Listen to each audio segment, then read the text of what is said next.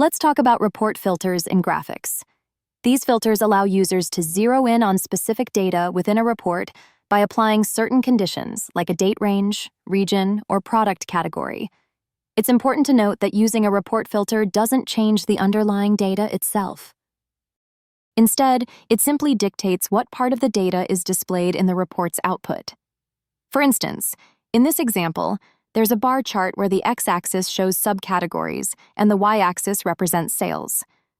Suppose you want to filter the chart to show only the top 3 subcategories by sales. To apply such a filter, head over to the Data panel, hover your cursor over the relevant field, and click on the filter icon. Doing so adds a filter to the filter section. From there, select the settings and choose the top N option. Enter 3 in the top field and select Sales in the By field. You can start typing sales and the option will appear. Click on it and apply the filter. And just like that, you can see how straightforward it is to apply a filter in Grafiks.